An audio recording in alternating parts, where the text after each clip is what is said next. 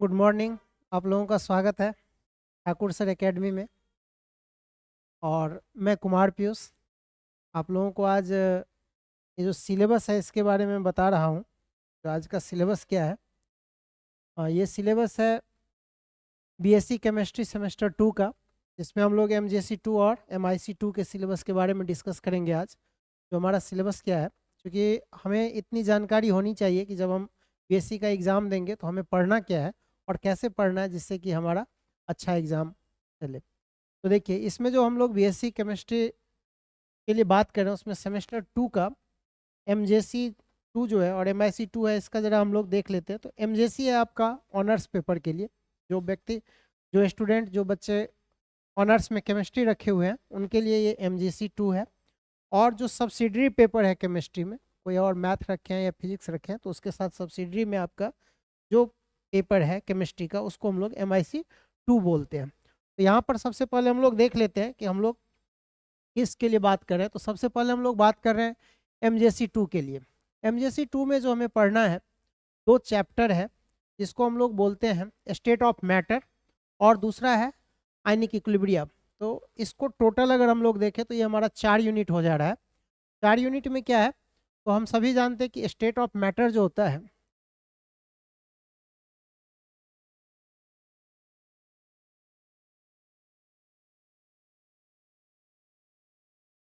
देखिए state of matter जो होता है, तो स्टेट ऑफ मैटर को हम लोग पहले देख लेते हैं। जो स्टेट ऑफ मैटर में हमें क्या करना है, तो स्टेट ऑफ मैटर को हम लोग जानते हैं कि हमारा 3 टाइप होता है, 3 मैटर का स्टेट होता है, जिसमें हम लोग जानते हैं कि एक होता है गैसियस स्टेट, गैसियस स्टेट। दूसरा होता है लिक्विड स्टेट, लिक्विड स्टेट। और तीसरा जो होता है उसको हम लोग बोलते हैं सॉलिड स्टेट, सॉलिड स्टेट। तो इसीलिए अगर आप देखेंगे तो इसमें जो यूनिट 1 है वो है गैसियस स्टेट, सेकेंड हम लोग लिक्विड स्टेट और थर्ड जो है उसको हम लोग सॉलिड स्टेट में पढ़ेंगे। तो इस तरह से ये जो हमारा स्टेट ऑफ मैटर है 3 यूनिट बन रहा है और एक आयनिक इक्विलिब्रियम। तो सबसे पहले हम लोग देख रहे हैं कि यहाँ पर जो हमारा टर्म है जितना, इसमें सबसे पहले तो देख लेते हैं कि हमारा गैसियस स्टेट में क्या क्या है। तो देखिए गैसियस स्टेट के अंदर में हम लोग जो पढ़ते हैं उसमें पहला टॉपिक है kinetic molecular model of A gas postulates and concept of an ideal gas. तो इसमें थोड़ा सा जो आप लोग +2 में जो पढ़े होंगे उससे थोड़ा सा आगे से हम लोग शुरू करते हैं, बेसिक से आगे देखेंगे बेसिक में, लेकिन यहाँ पर काइनेटिक मॉडल से हम लोग शुरू करते हैं जो आपको काफ़ी हेल्प करेगा। दूसरा है derivation of the kinetic gas equation and various gas law. Various gas law, जैसे गैस लॉ हम लोग जानते हैं कि कितने होते हैं, मेन पोस्टुलेट जैसे Boyle's law, Charles law, Gay Lussac law, Avogadro laws, ये सब हमारा गैस लॉ है। अगला जो टॉपिक है हमारा मैक्सवेल डिस्ट्रीब्यूशन लॉ। तो इसमें हम लोग मैक्सवेल डिस्ट्रीब्यूशन लॉ में जो पढ़ते हैं Maxwell distribution of molecular velocities and it's use in evaluating different type of molecular velocities. तो देखिए मॉलिकुलर वेलोसिटीज जो होता है मैक्सवेल डिस्ट्रीब्यूशन लॉ के अकॉर्डिंग वो 3 टाइप का होता है। एक होता है जिसको हम लोग बोलते हैं मोस्ट प्रोबेबल वेलोसिटी, एक को हम लोग बोलते हैं एवरेज या मीन वेलोसिटी, और तीसरा जो होता है उसको हम लोग बोलते हैं रूट मीन स्क्वायर वेलोसिटी।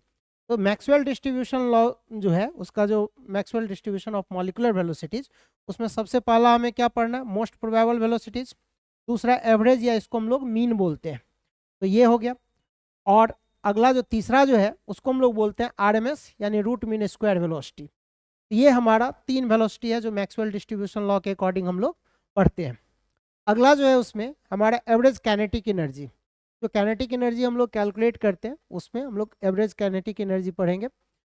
अगला टॉपिक जो है वो है relation between various molecular velocities.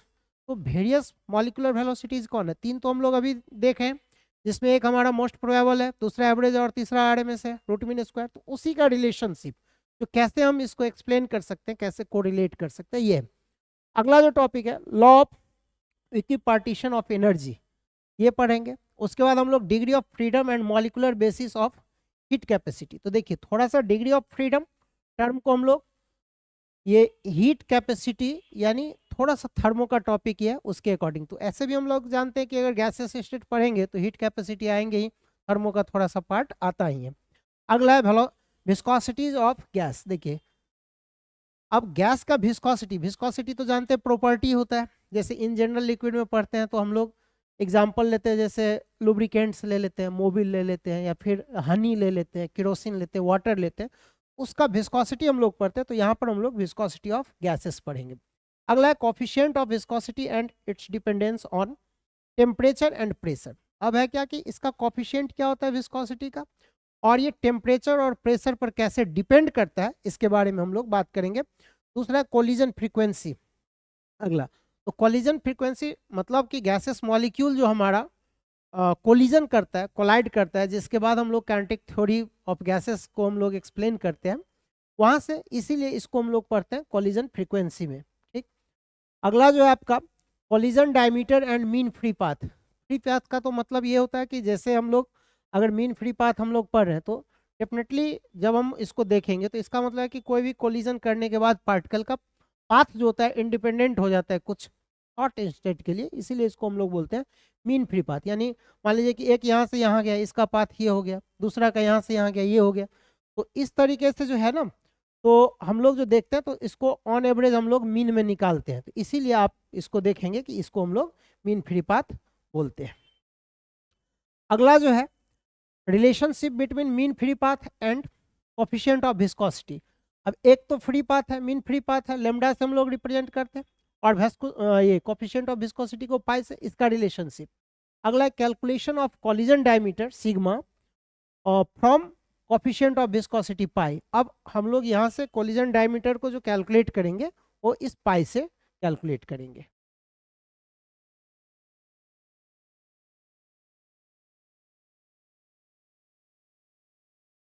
अब अगला देखिए, अगला जो है उसमें बिहेवियर ऑफ रियल गैसेस। हम सभी जानते हैं गैसेस स्टेट में जो हम लोग पढ़ते हैं तो आइडियल गैस को कंसीडर करके पढ़ते हैं, लेकिन आइडियल गैस तो कोई होता नहीं है, ये तो एक कॉन्सेप्ट डेवलप किया गया होता है। जितने भी गैसेस होते हैं सारे के सारे होते हैं रियल गैसेस। इसका बिहेवियर कैसा होता है हम सभी जानते हैं कि वंडरवाल ने इसको डिफाइन किया था, और हम लोग कंप्रेसिबिलिटी फैक्टर से इसको कंपेयर करना शुरू करते हैं वहाँ से। तो सबसे पहले deviation from ideal gas behaviour. तो रियल गैस को हम कैसे देखेंगे कि उसका डेविएशन कैसे हो रहा, तो जो आइडियल से डेविएट होगा वही रियल होगा। तो इसीलिए पहला टॉपिक जो इसका है वो डेविएशन फ्रॉम आइडियल बिहेवियर। उसके बाद कंप्रेसिबिलिटी फैक्टर, जैसे मैंने अभी बताया कि कंप्रेसिबिलिटी फैक्टर वंडरवाल इक्वेशन, इस दो से हम लोग क्या करते हैं रियल गैस को एनालिसिस करते हैं। तो सीधी सी बात है कि अगर गैस के लिए हम लोग बात करें तो उसका कंप्रेस होना, एक्सपेंड करना, ये नेचर होता है, तो यहीं से कंप्रेसिबिलिटी फैक्टर हम लोग पढ़ते हैं। And it's variation with pressure for different gases. जैसे अब हमारे पास H2 गैस है, हमारे पास O2 गैस है, या NH3 है, तो सभी गैस का वेरिएशन प्रेशर के साथ क्या क्या होगा, इसको हम लोग इस टॉपिक में पढ़ेंगे। अब है कि causes of deviation from ideal behaviour. कुछ तो कारण रहा होगा कि आइडियल बिहेवियर से डिफरेंट हो रहा है, ये रियल बिहेव शो कर रहा है, तो इसको हम लोग पढ़ेंगे कि कॉज क्या है इसका। ये equation of state for real gases, तो इसका रियल गैस का डेरिवेशन जब हम लोग करेंगे तो इसका एक इक्वेशन आ जाएगा जो रियल गैस स्टेट का इक्वेशन बनेगा। अगला है van der Waals equation of state. Again van der Waals ने इसको अच्छे से डिफाइंड किया था, इसीलिए वंडरवाल इक्वेशन हम लोग बोलते हैं।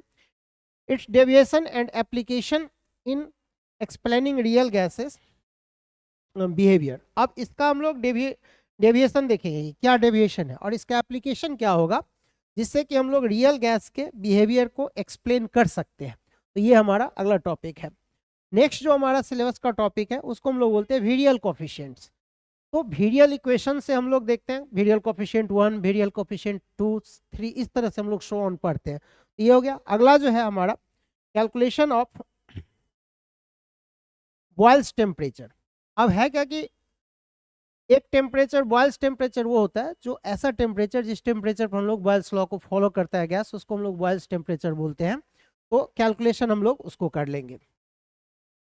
अगला जो टॉपिक है isotherm of real gases and their comparison with van der Waals isotherm. Isotherm का मतलब होता है कि मान लीजिए कि अगर हम लोग कांस्टेंट टेम्परेचर पर अगर पीवी का वेरिएशन अगर दिखाते हैं डिफरेंट, तो उसको आइसोथर्म बोलते हैं। तो यही हम लोगों को पढ़ना, isotherm of real gases and their comparison with van der Waal isotherm. Van der Waal के इक्वेशन के अकॉर्डिंग जो हम लोग आइसोथर्म बना रहे हैं उसको हम लोग कंपेयर कर लेंगे रियल गैस के आइसोथर्म का। उसके बाद है continuity of states. Next topic है critical state and critical constants. तो भंडरवाल कांस्टेंट ए और बी होता है जिसको हम लोग क्रिटिकल कांस्टेंट बोलते हैं, और क्रिटिकल स्टेट होता है जहां पर लिक्विफिकेशन के लिए हम लोग बात करते हैं तो उसको हम लोग क्रिटिकल स्टेट बोलते हैं।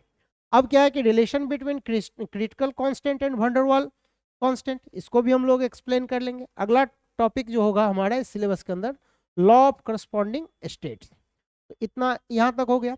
अब अगला जो आपका सिलेबस है वो आपका है यूनिट 2 जिसको हम लोग लिक्विड स्टेट बोलते हैं। तो यूनिट 1 हमारा हो गया, टोटल गैस का एनालिसिस हो गया। अब हमारा यूनिट 2 है जिसमें हम लोग लिक्विड स्टेट पढ़ते हैं। तो उसमें qualitative treatment of the structure of the liquid state वाला ये टॉपिक हो गया। दूसरा टॉपिक जो इसके अंदर हम लोग पढ़ेंगे फिजिकल प्रॉपर्टीज ऑफ लिक्विड्स।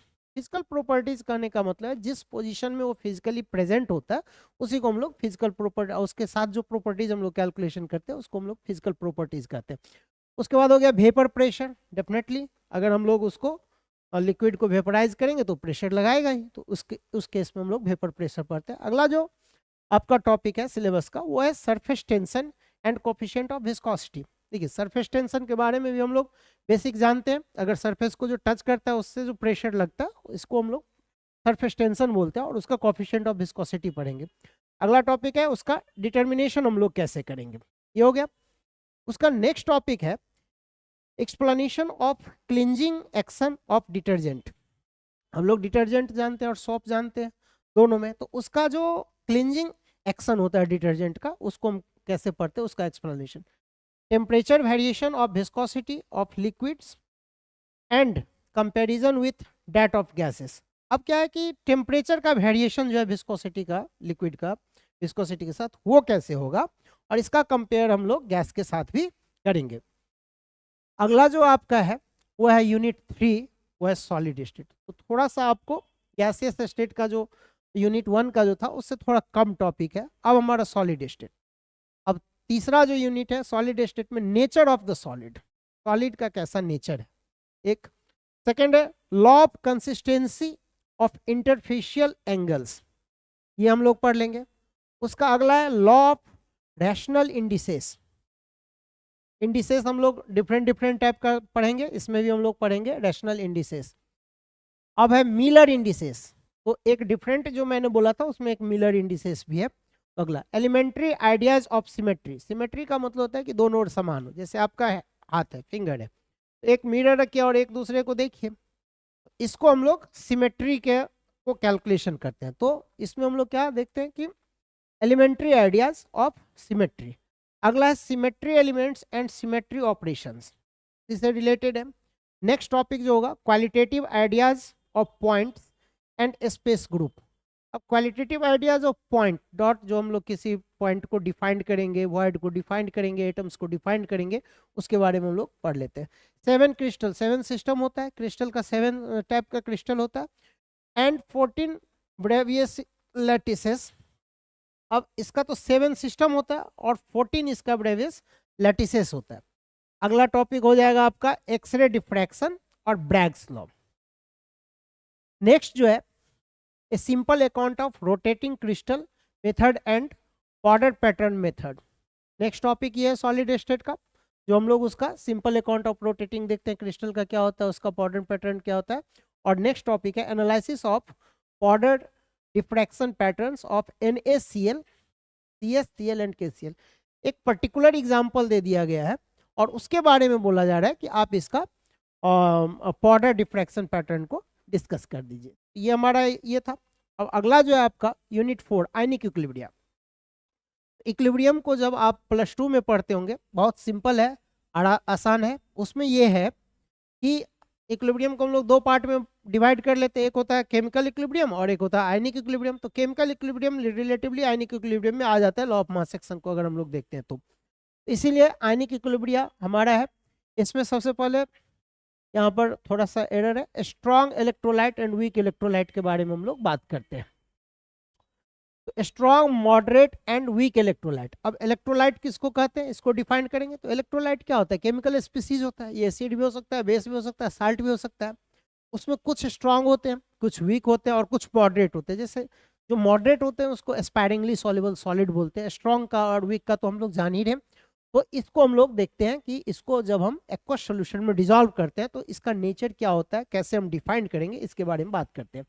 अब डिग्री ऑफ आयोनाइजेशन यानी है क्या कि जैसे कोई स्ट्रॉन्ग इलेक्ट्रोलाइट है तो 100% आयोनाइज हो जाता है, तो उसका डिग्री ऑफ आयोनाइजेशन क्या हो जाएगा, 1 हो जाएगा। अब कोई मॉडरेट है तो 100% नहीं होगा, और कोई वीक है तो डेफिनेटली वो नहीं होगा, कम होगा तो इक्विलिब्रियम पर स्टेट को अचीव कर लेता है। तो इसमें हम लोग डिग्री ऑफ आयोनाइजेशन पढ़ेंगे। अब अगला क्या है, factors affecting degree of ionization. अब क्या क्या फैक्टर है कि हम उसके डिग्री ऑफ आयोनाइजेशन को बढ़ा सकते हैं या घटा सकते हैं, कम कर सकते हैं, ये पढ़ लेंगे। Ionization constant and ionic product of water. तो आयोनाइजेशन कांस्टेंट क्या होता है, सपोज कीजिए कि अगर कोई ये हमारा वीक एसिड है HA, इसको अगर एक्वस सॉल्यूशन में डिजॉल्व किए तो ये हमारा H+ आ गया और यहाँ पर +A- आ गया, तो इसके लिए हम लोग जो K लेते हैं तो इसको Ka बोलते हैं।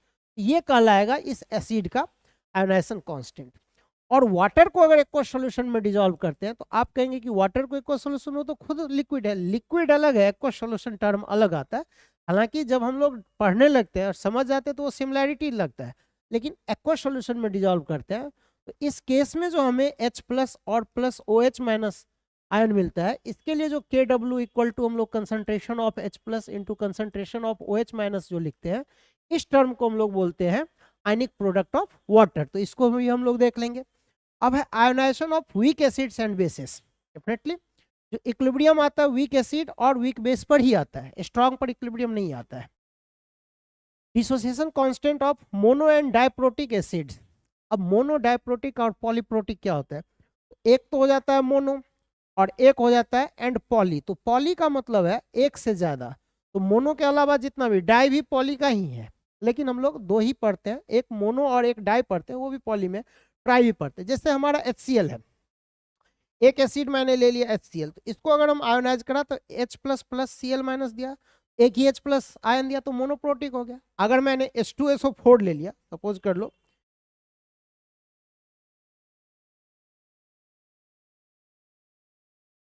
सपोज कर लीजिए कि मैं H2SO4 ले रहा हूँ, तो जब मैं H2SO4 लेता हूँ तो उस केस में क्या होगा, देखिए जैसे मैंने ले लिया H2SO4, H2SO4, तो अब इसको आयोनाइज करूंगा तो ये 2H+ अब +SO4 2- दे रहा है, इसका मतलब ये 2H+ दे रहा है, इसीलिए इसको डाइप्रोटिक बोलते हैं। पॉली में दो से ज्यादा यानी 3 प्रोटॉन दे, प्रोटिक का मतलब प्रोटॉन से, ये पढ़ लेंगे। इसके बाद पीएच और पीओएच। पीएच और पीओएच क्या है, किसी भी सॉल्यूशन का एसिडिटी का एक स्टैंडर्ड रेफरेंस है, उसको हम लोग डिसाइड करते हैं पीएच स्केल से। ये हम लोग एक्सप्लेनेशन से देखेंगे। अगला जो है कॉमन आयन इफेक्ट है, क्या कि दो सॉल्यूशन को अगर हम एक में मर्ज करते हैं तो कभी कभी क्या होता है कि दोनों सॉल्यूशन से एक आयन कॉमन आ जाता है, तो उसको, उससे जो इफेक्ट पड़ता है उसको हम लोग कॉमन आयन इफेक्ट बोलते हैं। उसके बाद हम लोग पढ़ेंगे साल्ट हाइड्रोलाइसिस। नेक्स्ट जो है calculation of hydrolysis constant. Definitely जब हम साल्ट का हाइड्रोलाइसिस करेंगे तो उसका हाइड्रोलाइसिस कांस्टेंट भी पढ़ेंगे। उसका degree of hydrolysis pH for different salts. Definitely जब हम इसको करेंगे तो या तो साल्ट्स भी मेरा 3 टाइप का होता है, एक तो न्यूट्रल साल्ट हो गया, जो कॉमन साल्ट के लिए मैं बात कर रहा हूँ, कॉम्प्लेक्स साल्ट के लिए नहीं बात कर रहा हूँ। एक न्यूट्रल साल्ट हो गया, एक एसिडिक साल्ट हो गया और एक बेसिक साल्ट हो गया। तो कैसे पता चलेगा, तो पीएच से पता चलेगा। अगला है बफर सॉल्यूशन। बफर का मतलब होता है रिजर्व स्पेस, तो उसमें हम लोग सॉल्यूशन के लिए बफर सॉल्यूशन पढ़ेंगे। उसके बाद पढ़ेंगे deviation of Henderson equation and it's applications. तो यहाँ पर हम लोग डेरिवेशन पढ़ते हैं, थोड़ा सा एरर हो गया, derivation, derivation of Henderson equation and its application. और यहाँ पर क्या है, solubility product of sparingly soluble salt. अब मैंने बोला था कि एस्पायरिंगली का मतलब होता है कि पार्शियली आयोनाइज होता है। तो इन जनरल साल्ट स्ट्रॉन्ग होता है, वो 100% आयोनाइज होता है, लेकिन जब एस्पायरिंगली सॉल्युबल सॉलिड साल्ट के लिए बात करते हैं तो ये हमारा पार्शियली आयोनाइज होता है। अब अगला application of solubility product principle, उसका एप्लीकेशन पढ़ेंगे। अगला टॉपिक है qualitative treatment of acid base titration curves यानी calculation of pH at various stages. अब हम लोग इसको ग्राफ के द्वारा भी हम लोग पढ़ते हैं कि उसका वेरिएशन पीएच का क्या होता है। उसके बाद theory of acid base indicators, indicators हम लोग यूज करते हैं कि हमें पता चलना चाहिए कि एसिडिक सॉल्यूशन है या बेसिक सॉल्यूशन है, इसके लिए हम लोग इंडिकेटर यूज कर लेते हैं। Selection of indicators and there limitations. अब हम लोग ये हमारा जितना भी था अभी तक 4 यूनिट था, जिसमें स्टेट ऑफ मैटर में गैसेस स्टेट, लिक्विड स्टेट और सॉलिड स्टेट था, और चौथा यूनिट हमारा आयनिक इक्विलिब्रियम था। जितना भी टॉपिक था हम लोग सबको पढ़ लिए हैं, देख लिए हैं।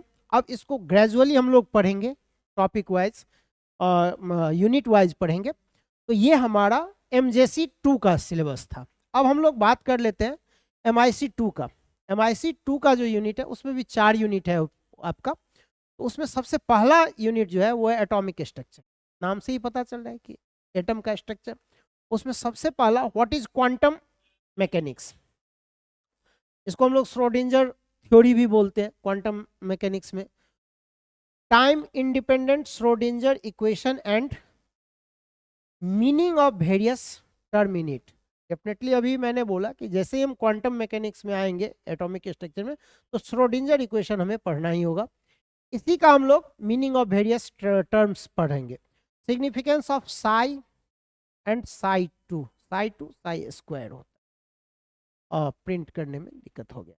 अच्छा, उसके बाद होता है Schrödinger equation for hydrogen atom. देखिए एटॉमिक स्ट्रक्चर में जब हम लोग बोर थ्योरी पढ़ते हैं, यानी आप 12 में पढ़े होंगे, 11-12 में, तो हमेशा hydrogen and hydrogen like atom के लिए डिफाइन किया गया था। उसके बाद वो बोर इक्वेशन, बोर थ्योरी किसी के लिए वैलिड नहीं हुआ था, इवन हीलियम के लिए भी नहीं, जिसमें कि केवल और केवल 2 इलेक्ट्रॉन होता है, इसके लिए भी ये वैलिड नहीं हुआ था। ये बहुत बड़ा ड्रॉबैक था, इसीलिए यहाँ पर भी हम लोग हाइड्रोजन एटम के लिए ही बात करेंगे। नेक्स्ट है radial and angular parts of the hydrogenic wave function, जिसमें एटॉमिक ऑर्बिटल्स पढ़ेंगे और their variations for 1s 2s 2p 3s 3p and 3d orbitals. ये ऑर्बिटल्स का नाम है। ओनली ग्राफिकल रिप्रेजेंटेशन, इसको डिराइव नहीं करना है, केवल ग्राफिकल रिप्रेजेंटेशन करना है। इसका रेडियल और एंगुलर पार्ट कैसे होता है उसको हम कैसे वेव फंक्शन के रूप में दिखाते हैं। अगला टॉपिक है radial and angular nodes and their significance. Node क्या होता है ना, कि जैसे एक आपको मैं ग्राफ बना के दे रहा हूँ, ये साई को रिप्रेजेंट करता है। तो यहाँ पर और यहाँ पर इस रेंज में इलेक्ट्रॉन पाया जाता है, जहां पर इलेक्ट्रॉन के पाए जाने की संभावना 0 होती है उस पॉइंट को नोड बोलते हैं, और वहां से अगर प्लेन पास करा देते हैं तो नोडल प्लेन बोलते हैं। तो इसीलिए इसमें हम लोग रेडियल और एंगुलर नोड पढ़ेंगे और उसका क्या महत्व है। अब क्या है, radial distribution functions and the concepts of the most probable distance with special reference to 1s and 2s atomic orbital. होता है क्या कि आपका जो एटम है, इस एटम में आपका एक सेंटर होगा, सेंटर के बाद क्या होगा 1s 2s, और ये सेल में ऑर्बिट होता है, ऑर्बिटल्स होते हैं। तो सेंटर यहाँ पर सपोज कीजिए कि यहाँ पर अगर मैं सेंटर ले लेता हूँ, यहाँ पर मैंने ले लिया सेंटर, तो ये हमारा सेंटर है न्यूक्लियस, और यहाँ से 1s है और यहाँ से 2s, इसका डिस्टेंस हम लोग कैसे डिफाइन करेंगे, ये हमारा है। अच्छा, अगला है जो आपका यूनिट 2 है, इसमें chemical bonding and molecular structure.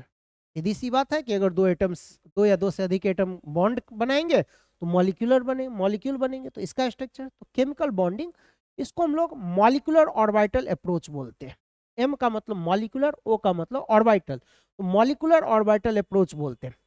इसमें क्या है कि rules for the LACAO method, इसका मतलब linear combination of atomic orbitals. Atomic orbital का लीनियर कॉम्बिनेशन हम कैसे करेंगे, इस मेथड को देखेंगे। उसके बाद bonding and anti bonding of molecular orbitals and there characteristic for SS SP PP combination for the atomic orbital. हम जानते हैं कि s ऑर्बिटल अलग है, तो SS का कॉम्बिनेशन कैसे करेंगे, SP का कॉम्बिनेशन कैसे करेंगे, PP का कॉम्बिनेशन कैसे करेंगे। D में हम लोग नहीं जाते हैं, क्योंकि इसका जो D का जो शेप होता है ना, वो डबल डम्बल होता है, तो कम्प्लेक्स हो जाता है, इसीलिए हम लोग उसको हमारे सिलेबस में नहीं दिया गया है। अब क्या, non bonding combination of orbitals, आप दो तो मॉलिक्यूलर ऑर्बिटल देख लिए, एक बॉन्डिंग का और एक एंटी बॉन्डिंग का, लेकिन तीसरा भी होता है जिसको हम लोग बोलते हैं नॉन बॉन्डिंग।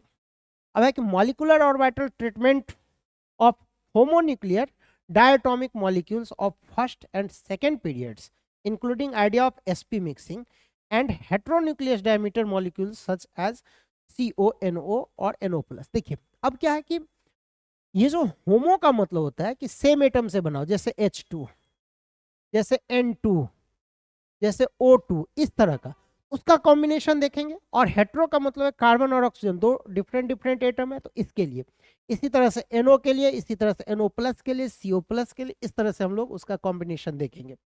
अगला कंपैरिजन ऑफ बैलेंस बॉन्ड। ये VB का मतलब है बैलेंस बॉन्ड थ्योरी, VBT हम लोग बोलते हैं। तो VBT और MOT दो थ्योरी मेन है, जिसमें इसको बोलते हैं बैलेंस बॉन्ड और इसको बोलते हैं मॉलिक्यूलर ऑर्बिटल अप्रोचेस। यानी इसमें कंपेयर करेंगे कि बैलेंस बॉन्ड थ्योरी के अकॉर्डिंग जो हमने बॉन्डिंग पढ़ा है वो, और मॉलिक्यूलर ऑर्बिटल थ्योरी के अकॉर्डिंग जो हमने पढ़ा है वो, दोनों में क्या कंपैरिजन हो सकता है, इसके बारे में हम लोग कंपेयर कर लेंगे। अगला जो है आपका ऑर्गेनिक केमिस्ट्री। तो ये जो पहले वाला दो पार्ट था, एटॉमिक स्ट्रक्चर और chemical bonding and molecular structure, ये आपका इनऑर्गेनिक का पार्ट था। अब हम लोग ऑर्गेनिक का पार्ट पढ़ते हैं। तो सबसे पहला, और ये यूनिट नंबर 3 है, जिसमें हम लोग पढ़ते हैं एलिफैटिक हाइड्रोकार्बन्स। हाइड्रोकार्बन्स तो जानते हैं कि जो हमारा हाइड्रोजन और कार्बन और इसके डेरिवेटिव, हाइड्रोजन और कार्बन से बनता है, उसको हम लोग हाइड्रोकार्बन बोलते हैं। डेरिवेटिव अगर हो जाता है तो ऑर्गेनिक हो जाता है। तो इसमें हम लोगों का दो टाइप का होता है एलिफैटिक, जो आगे हम इसी यूनिट में देखेंगे कि ये हमारा टर्म हो जाएगा एल्केन, एल्कीन, एल्काइन। उसको हम लोग देखते हैं कि सेचुरेटेड अनसेचुरेटेड कैसे पढ़ते हैं। उसमें सेचुरेटेड में एल्केन पढ़ेंगे, अनसेचुरेटेड में एल्कीन और एल्काइन पढ़ेंगे। तो इसका जो पहला एलिफैटिक का मतलब होता है ओपन चेन, ओपन चेन या एरोमेटिक ना हो, तो उसको हम लोग बोलते हैं एलिफैटिक टर्म। तो पहला जो इसमें है, functional group approaches for the following relations, preparation and reactions to be studied in context of the structure. तो पहला टॉपिक ये हो जाएगा। अगला टॉपिक जो है आपका, देखिए एल्केन्स। एल्केन्स में अप टू 5 कार्बन, चूंकि एल्केन का जो फॉर्मूला होता है, जनरल फॉर्मूला CnH2n+2। अब n इक्वल टू होता है number of carbon, number of carbon. यहाँ पर कोई रेस्ट्रिक्शन नहीं है, ये कार्बन 2 होगा, 4 होगा, 5 होगा, ऐसा कुछ नहीं है। इसीलिए अप टू 5 कार्बन ही लिया गया। कैटालाइटिक हाइड्रोजिनेशन दूसरा टॉपिक होगा। Wurtz reaction, Kolbe's synthesis from Grignard reagent, reactions free radical का और सब्स्टिट्यूशन का, हैलोजिनेशन। ये टॉपिक, इसके लिए हम लोग प्रिपरेशन के लिए बात करें। किसके प्रिपरेशन के लिए? तो एल्केन्स के प्रिपरेशन के लिए। अगला जो टॉपिक है एल्कीन्स, इसमें भी अप टू 5 कार्बन लेना है। इसका प्रिपरेशन देखिए। तो सबसे पहली बात है कि सेचुरेट अनसेचुरेट है, तो यहाँ पर एलिमिनेशन ज़्यादा डोमिनेट रहता है। एलिमिनेशन से हमारा एल्कीन्स बनता है जनरली। तो सबसे पहला टॉपिक है एलिमिनेशन रिएक्शंस। उसके बाद डिहाइड्रेशन ऑफ एल्कीन्स,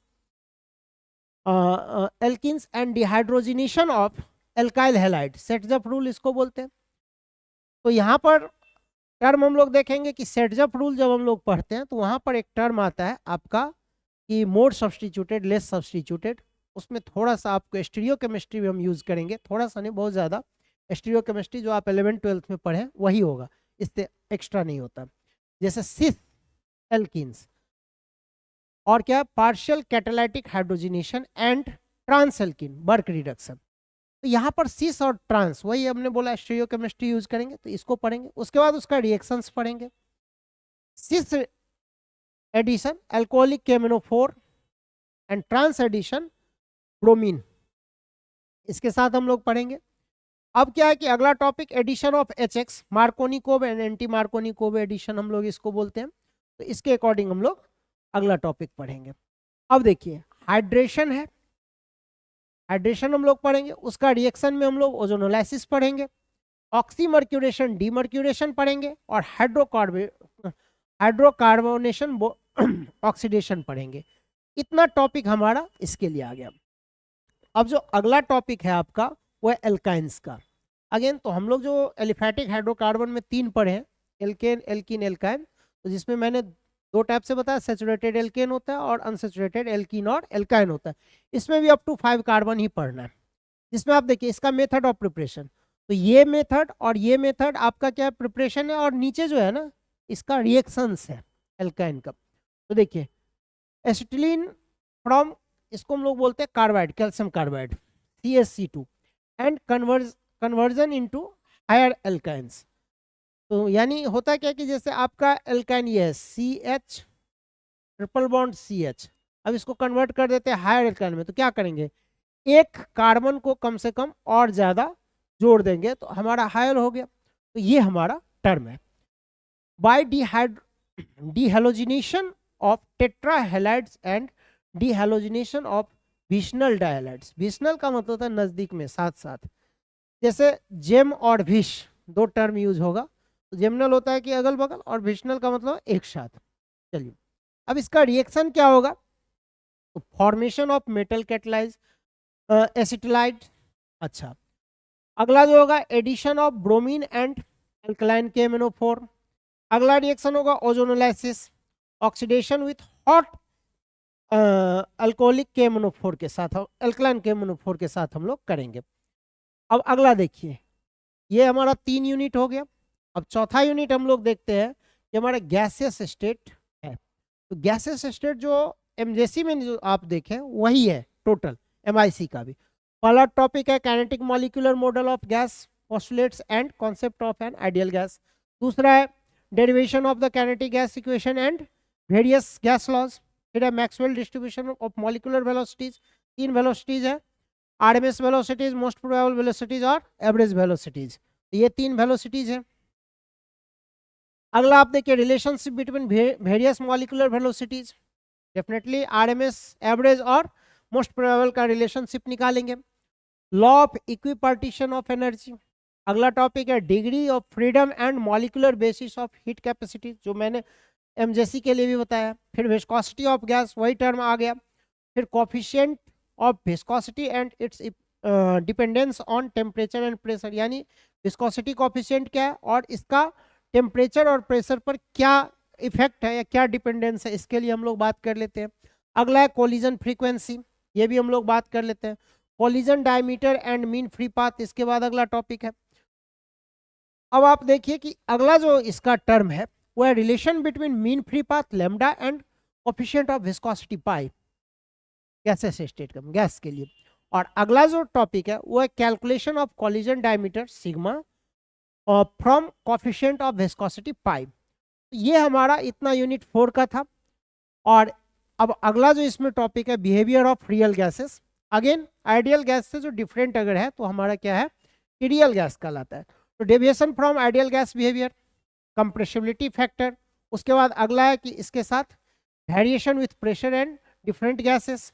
अब अगला टॉपिक है कॉज ऑफ डेविएशन, क्यों हो रहा है आइडियल बिहेवियर से, क्यों ये रियल बिहेवियर शो कर रहा है, तो cause of deviation from ideal behaviour. अगला टॉपिक है आपका equation of states for real gases. Next topic है आपका van der Waals equation for states and its deviation and application in explaining real gas behaviour. ये topic हो गया। अगला topic फिर से वीरियल कोफिशिएंट, तो वीरियल इक्वेशन निकाल लेंगे उसका सारे कोफिशिएंट को। सेकंड कोफिशिएंट सबसे इंपॉर्टेंट होता है, वीरियल इक्वेशन का सेकंड कोफिशिएंट सबसे इंपॉर्टेंट होता है। Calculation of boils temperature, again जो बॉयल्स टेम्परेचर वो टेम्परेचर होता है जिस टेम्परेचर पर हमारा क्या होता है कि बॉयल्स लॉ को गैस फॉलो करने लगता है, उसको हम लोग बॉयल्स टेम्परेचर बोलते हैं। अब देखिए आइसोथर्म ऑफ रियल गैसेस, मैंने आइसोथर्म अभी सिलेबस डिस्कस करने के दरमियान बोला था। And their comparison with van der Waals isotherm. अगला है continuity of states. Next topic जो है critical state and critical constants. Van der Waals constant हम लोग ए भी बोलते हैं, और क्रिटिकल कंडीशन पर जो बोलते हैं उसका रिलेशनशिप, तो relation between critical constants and van der Waals constant. और लास्ट टॉपिक जो है लॉ ऑफ करस्पॉन्डिंग स्टेट्स। तो अगर हम लोग देखें तो इतना हमारा टोटल था। MJC 2 में 4 यूनिट था जिसको हमने पढ़ लिया, गैसेस स्टेट में पढ़ लिया, जिसमें हमारा सॉलिड स्टेट, लिक्विड स्टेट और गैसेस स्टेट था। उसके बाद आयनिक इक्विलिब्रियम था, MIC 2 में पढ़ लिया। Atomic structure, molecular atomic structure पढ़ लिया, मॉलिक्यूलर और केमिकल बॉन्डिंग पढ़ लिया। उसके बाद हमने इसको टर्म को पढ़ लिया, गैसेस स्टेट को पढ़ लिया। तो ये हमारा सिलेबस था। Thank you. और ठाकुर सर एकेडमी में फिर से आपका मैं स्वागत करता हूँ। केमिस्ट्री में आप लोगों को पढ़ाऊँगा, तो आप लोग कंटिन्यू डे। Thank you.